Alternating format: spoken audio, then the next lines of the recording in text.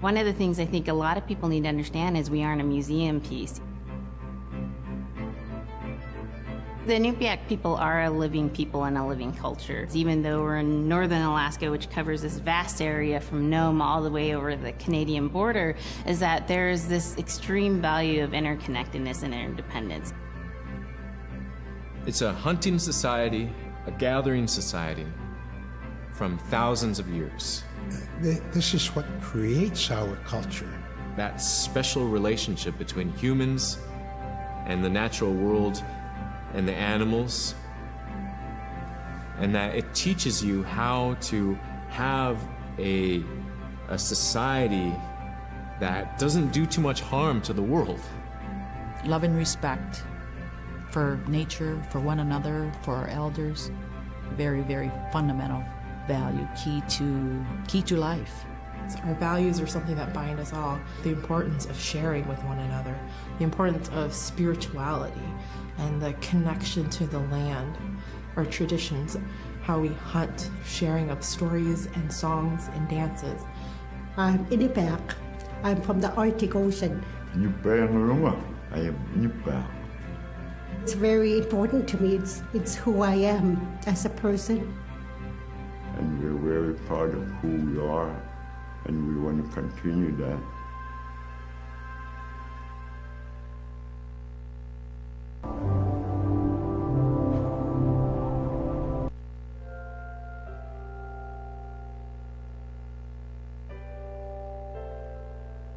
It'd be busy, busy, busy all through the day. You get up and you just go right to work, right to work. There was always something to do. There was never any idle time. The only idle time we had was after we eat and before we go to bed. One of the older people would be relaxing, laying down there and saying, it'd be really nice to hear a story. And then just organically, someone would just start telling a story. Storytelling for the Inupiaq people is very important because it not only created that sense of community, but is a way to pass on wisdom to the next generation. It was like TV, It was just like, it was as good as any movie you've ever seen. And the storyteller told it so clearly that it was just as powerful as any of the greatest movie blockbusters you've ever seen.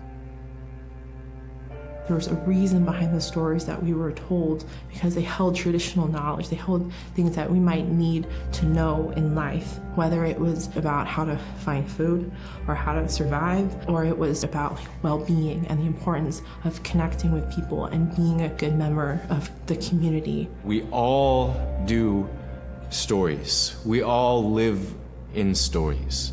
We all tell stories to our friends. And they need to be told. They need to be heard.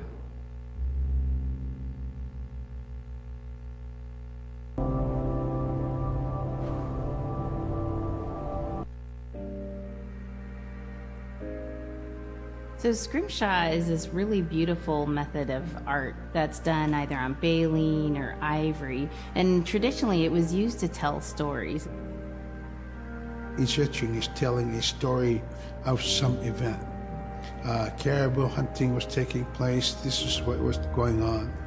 War began around this time, and so it sort of gives you a timeline of history through etching. An elder or the person who carved it would literally be able to read the scrimshaw story. They're like reading a book, in a way. A lot of the storytelling traditions would be things that after the storytelling was done, we'd just rely on the next person telling it.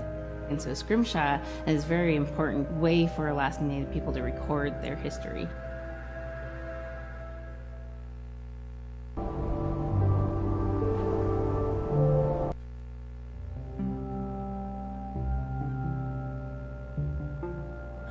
When I was growing up, my grandpa had a pet white fox. If you're a good friend with a fox, when there's danger abound, they try to keep you from getting into trouble. They pull tricks here and there, and Foxes are like spoiled little kids in a way.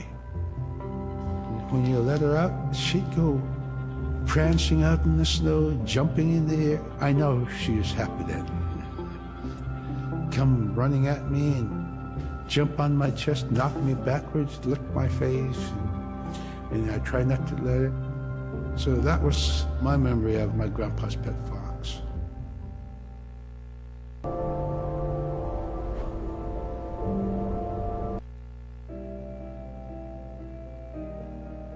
Caribou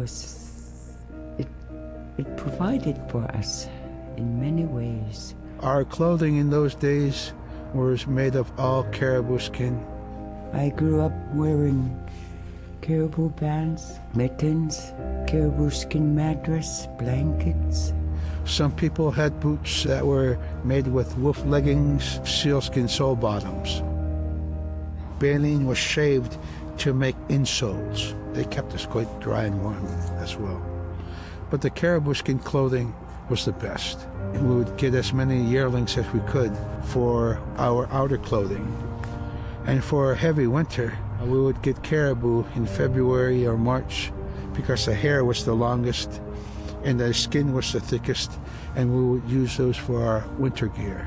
With that stuff on, you could sleep outside in 50 below and it wouldn't bother you a bit.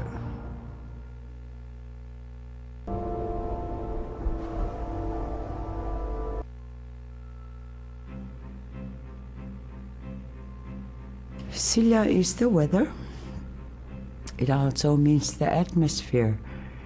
Here's the nuna, or the land. And it's anything from the land into the moon, the sun, the stars. That's Silla. It's a very spiritual, and we have a relationship with Silla. Silla has a soul in the same way we do as people, in the same way animals do. I think spirit helpers in and of themselves are really about how we're connected with things. And so it may be that there is a spirit helper that shows themselves as a bird to show you the way home, or it may be a spirit helper that actually decides to show themselves with the face and body of a man instead of their animal form. And so I think one of the things that's hard to understand is that it's not one way of seeing things, it's one way of knowing you're connected to everything. We've always had that spirituality of everything around us.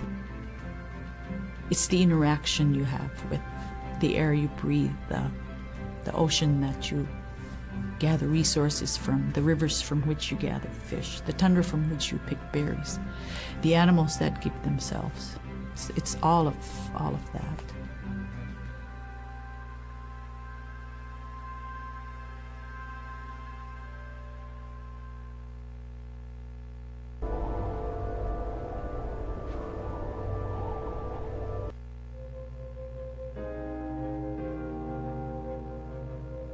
In the winter, when we were traveling, we didn't build sod houses, we built snow houses. In Canada, they call them igloo, but here in Alaska, we call them apuya. We'd do a day of travel, and then we'd make a apuya. The next day, my father would set traps, spend the day there, rest the dogs, give them something to eat, and then the following day, we continued to the next place. We'd go to my dad's sister, who had a house at Dubarg. They had a small sod house over there. We didn't have to do anything. We just visit with them, and my dad and his sister were glad to see each other, and they'd talk away while us kids played outside or go to sleep. By the time we get back to our home, my father would leave us with our aunt or with my grandmother, and then he'd start on his trips and go check his trap line. We were not into 85 kind of time, you know. We're in a total different kind.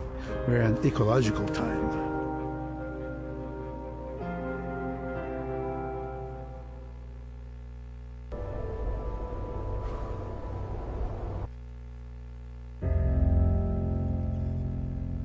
Drum is something that's common to all cultures in Alaska. All cultures have a drum that may have some stylistic differences or differences in the materials that it's made, but it's still in recognition of life and vitality. And the drum mirrors the heartbeat. And when you continue drumming soon, it will be in line with your heartbeat. Because that's what it's supposed to be, the heartbeat of the community, and it symbolizes vitality. And it's the most tremendous feeling to be in a room and to have one long row of all the drummers and to have that feeling of unity, everyone beating in harmony, the drum beat in unison. It's the most beautiful feeling. And to know that you're connected, you're on the land that you are connected to. And even if you grew up outside of the community, that which is in you comes from this area. And it's the greatest feeling.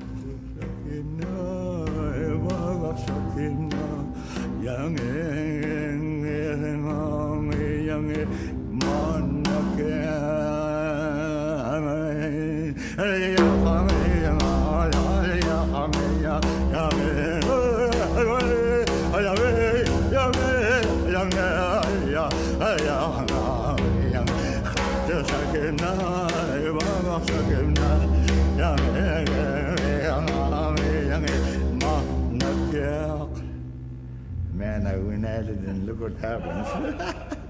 Oh.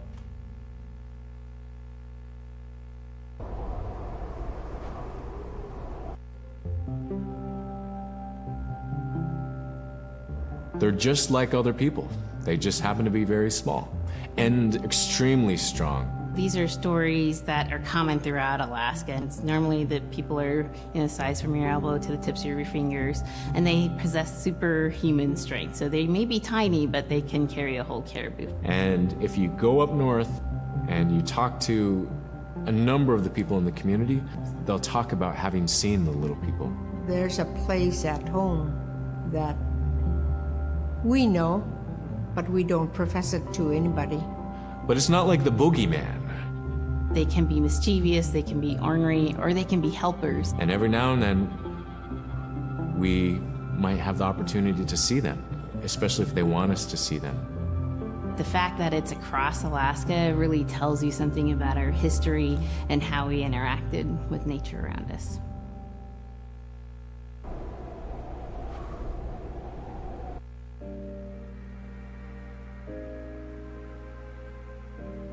The bola is what we call kilamitang.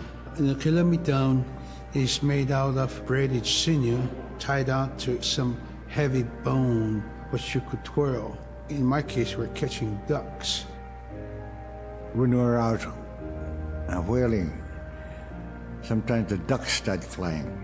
And they're good for duck hunting. You know, if you're a whaling crew, you can't make too much noise, so you can't use a shotgun for getting some duck soup handy, you know? So bola was a really handy weapon to use for catching ducks. You know, the ducks fly in, you throw it up and tangles up the bird, and down they go.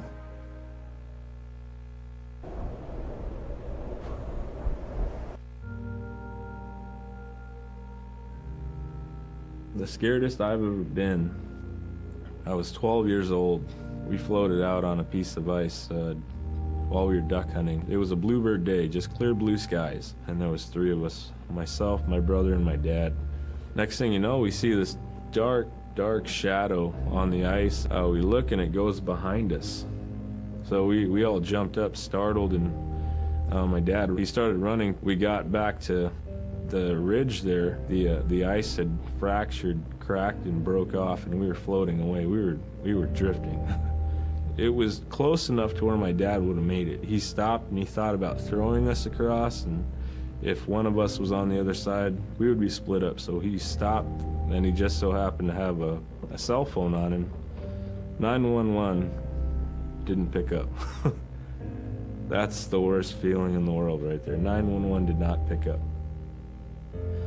So he left a message because they record their calls. Once he had relayed that information, his cell phone died. That was the scariest moment I've ever had in my life. We were floating away and I thought we were left for dead. He kept calm during this situation. He's bringing out everything positive in this case. You know, I'm crying, my brother's freaking out.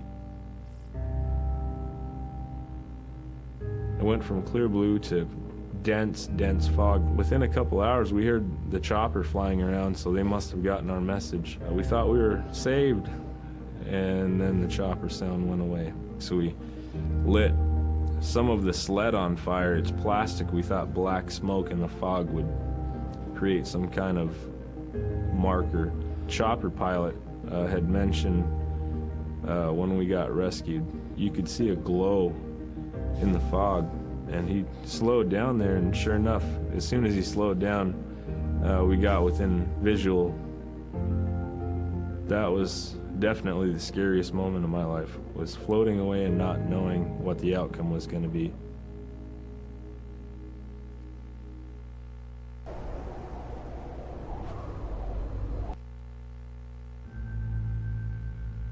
We're very much aware of the climate change.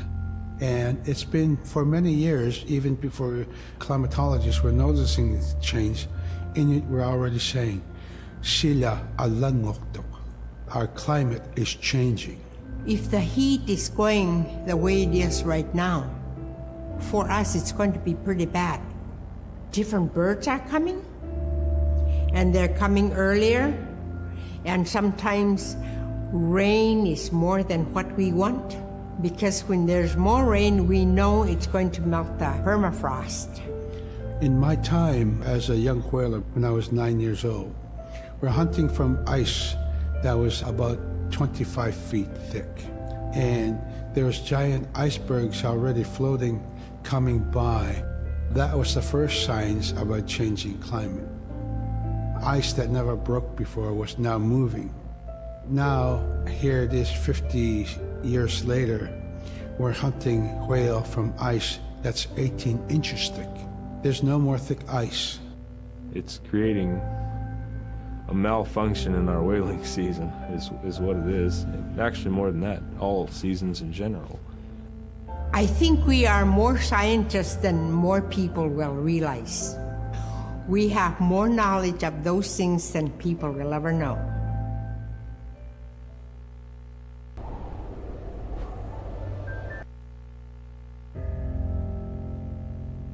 My brother was out seal hunting. He got attacked from behind and managed to grab his knife and save himself. When he came to realize, oh no, it's a mother. We've always known traditionally that we avoid killing a mother. It's always been sacred to us to protect them. He had to present himself to the council, and so he was given the job to mother the baby, and we kept it. It got so big, it went over the barricade one day and got to the dog food, and that was an indication that, oh, brother better go teach it how to survive on its own. So he did. I really got attached to the bear because I more or less grew up with it.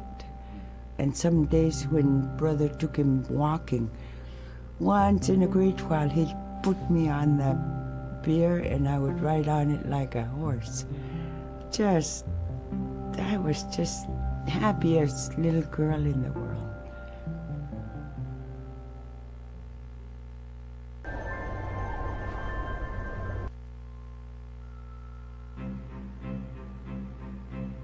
In, Arctic Alaska, hunting is a really important part of life. It's not just about going and shooting something, it's about going and putting food on the table. But more importantly, subsistence hunting isn't just about the insular family unit, it's about feeding the whole community. And I think that's one of the beautiful things about subsistence hunting in Alaska is that people go out and they'll go get, fish, or they'll get a caribou, and they'll get, seals and whales, and one of the first things they'll do is they'll say, oh, I need to take this to the elders.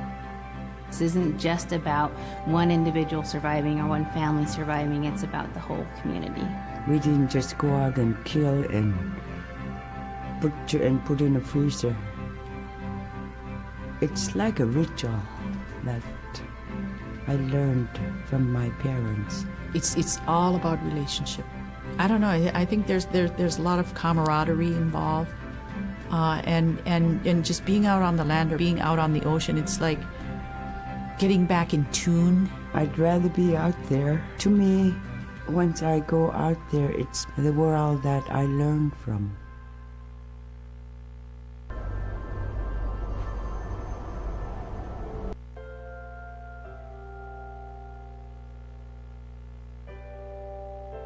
Now we spend all our time out in nature. You get very intimate with the world. And over time, if you're living that life, you start to sense that everything has a spirit. There's a consciousness in everything.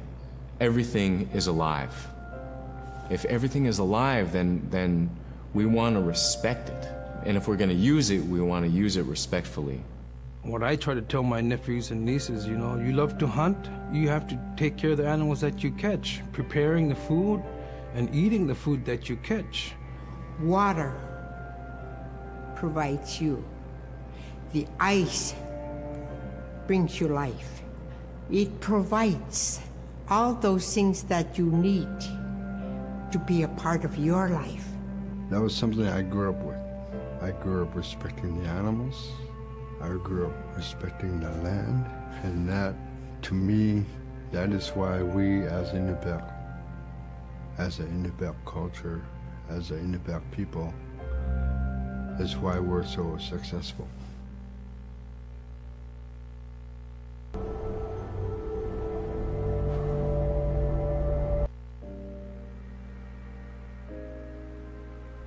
I think most central to the ideology of the Inupiat is the idea of sharing. Being able to feed the community, feed others. That's why we hunt. You know, in the old days, that's what you needed to survive, you know. The sharing is important because it's how the community survives together collectively. We just give. That's how I grew up. That's the way I'm always gonna be. Because of who we are, we always think about other people first. If our people didn't share in the old days, we wouldn't have survived in this harsh, climate, environment.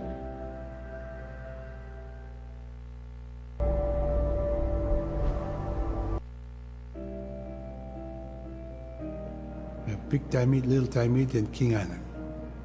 And in those three islands are the stepping stones to get to America.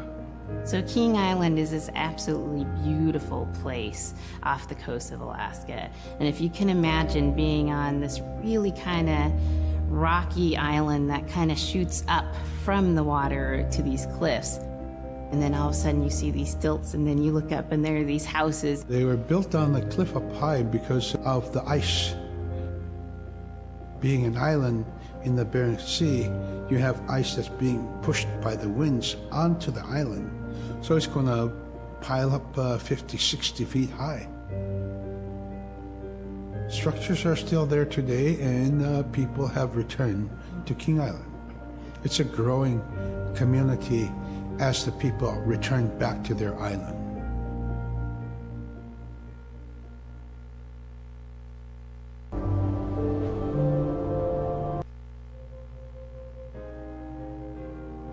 When I was young, my mom, whenever the Northern Lights came out, she'd just whistle. Boy, they come alive. Just keep whistling and that aurora will just like, you can almost hear it. And then she explained to me a little bit later that those are children, and children who've passed away when they were children. You don't want to draw them in too much, is what she said, because then they could play football with your head, play Eskimo football, and that's what they want to do. They're always playing, those children up there. Don't play out without your hood on. If you don't have your hood on, the aurora person is going to come down and chop your head off and play ball with your head.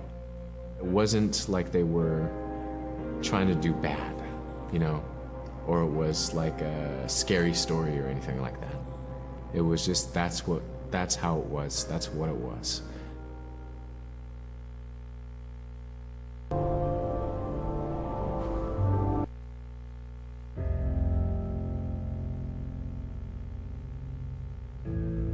In the month of November, there's no sun. So during that dark time, we travel by the light of the moon. It's quite different. Everything was silver and black. Toward the horizon, we could see where caribou are because their body heat flowing upward, and we could see it glowing in the moonlight against a dark horizon where there's no stars. If somebody yelled, you could know who yelled from where the sound came from, but specifically where that cloud of their breath went up and it glowed in the moonlight. So that was a good time to travel. It was very surrealistic. And so things that were dark objects look very close, and white objects look very far.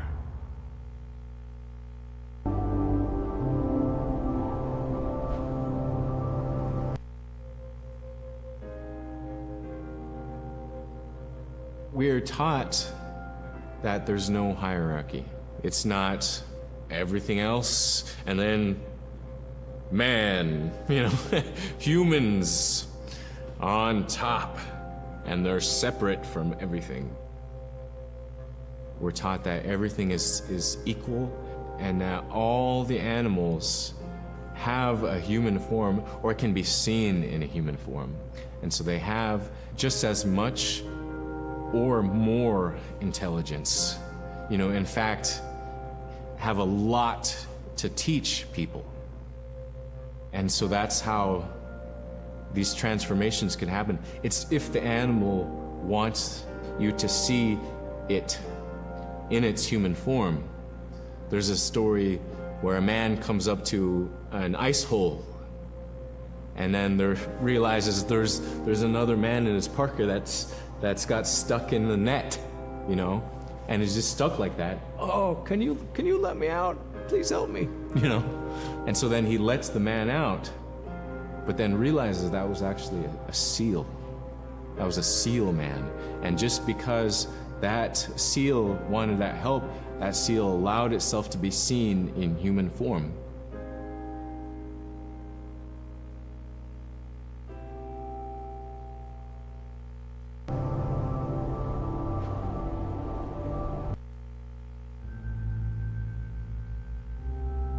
We have our Dimi, the body, which returns to Nuna, the earth.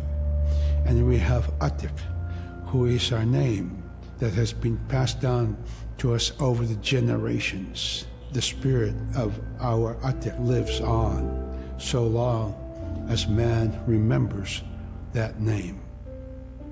It would be hard to describe what happens after death.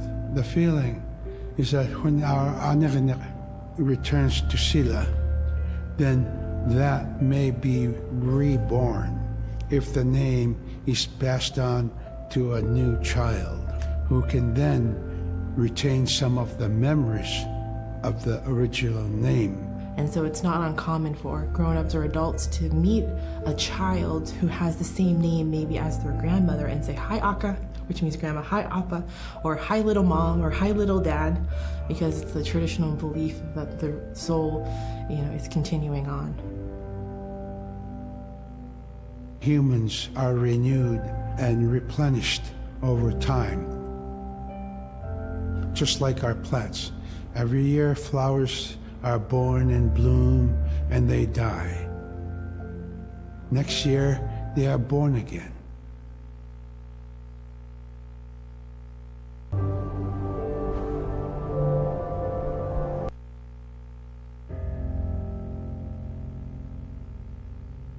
So a recurring type of character in Inupiaq stories is the manslayer. And the manslayer is kind of this bad guy. And I think really what's at risk when the manslayer comes into story is the livelihood of individuals and the whole community. And so the manslayer is really used as a way to say, Don't act only for yourself. Always hold the community in your heart.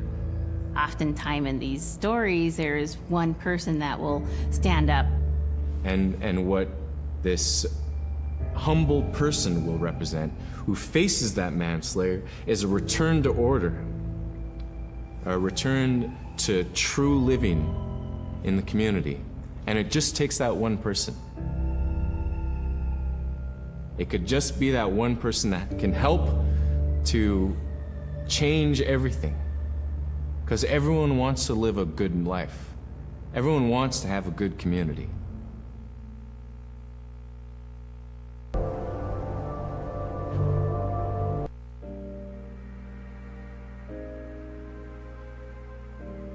With regard to the environment, the blizzards have been one of the key elements that have impacted the survival of people, especially in the hard winter. We know a blizzard is coming when the moon is starting to get fuzzy. We also look at the stars. When the stars are twinkling fast, we know a storm is approaching. We look to the clouds in the sky to give us a direction the storm is coming from. We learn these as children by observing weather on a daily basis.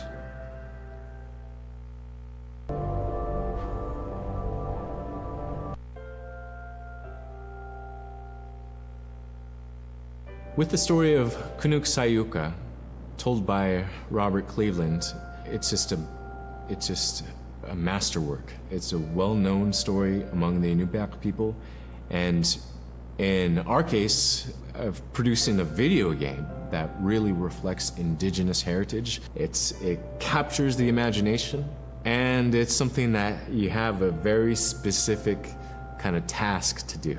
There's a blizzard, and it is just a non-stop blizzard that is overpowering the people. And there's one man that wants to figure it out. And in our case of the story, it's a girl that wants to find the source of that blizzard. The blizzard man, it's like that is the physical embodiment of an element of nature.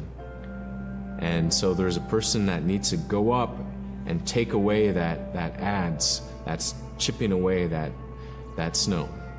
In that community, the person least expected is the one who stands up and makes the difference.